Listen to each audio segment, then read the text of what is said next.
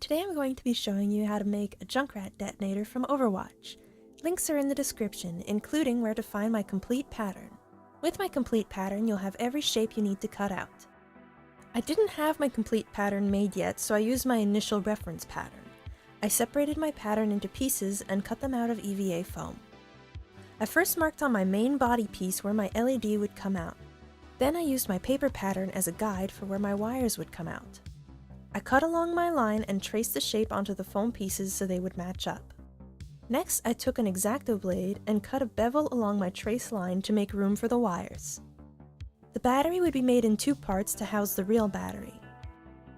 Next, I moved on to the elevated detail parts on the main body. I cut out the inner shape, traced it on my foam, and cut it out. I moved on to the protective cap. I traced the shapes onto foam and cut them out. For the top part of the cap, I traced the curve on a piece of paper. Then I measured the length and determined the width, including the sides. I used my measurements to cut out a rectangle. Most of these shapes are included in my complete pattern. I used my trace curve to heat shape my rectangle. Then I made a pattern for the plate that lays on top. I cut it out and made sure my measurements would properly house an 8mm foam piece. I traced the hinge onto foam and then cut it out. Using a ruler, I traced a detail that will later be carved onto the top plate. Now it's time to move on to the other pieces of the detonator. I traced the latch and other elevated parts onto my foam and cut them out. More and more details were cut out. The reason why nothing has been glued yet is because of the LED circuit. I traced my detonator on paper and sketched out my wires. I soldered my wires to my LED. You can use shrink wrap, but I used electrical tape to protect my solder. Before moving on, I tested my whole setup. I traced where my battery would live and cut out a chamber. I also traced the detail piece to the body and marked where the wire would come out.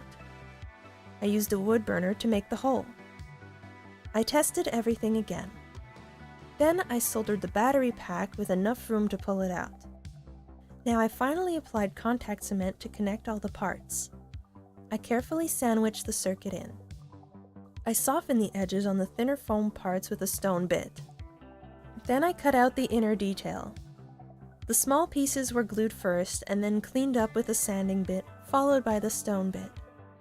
I glued the detail on and did some more cleaning up for the seams. The top plate got placed as well as the battery plate. The latch was connected too. I used my wood burner to make a hole in the cap. The trace detail from earlier was carved with an Xacto and opened up with heat.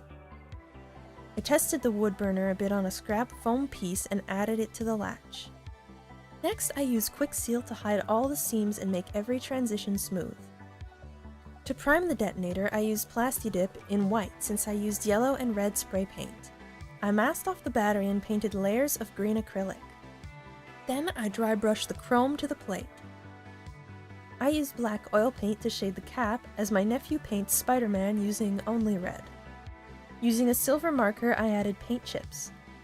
I used a mix of black and brown oil paint to shade the yellow. I used Superglue to stick on an eyelid, and also stick the LED cover I found. White acrylic was also used to highlight. Now to connect the cap. I opened up a D-ring and carefully connected each part. The circuit connectors would become my switch. Only a few details left. I cut some red wire and superglued it into place. This was my favorite part, using duct tape on a cosplay properly. I just wrapped it around. A few finishing touches of dirt using acrylics and it was ready to dry and be varnished. I hope you enjoyed this build. Feel free to show me the detonators you make using this tutorial. There's a link to my website below where you could find the complete pattern. Thank you so much for watching, and until next time.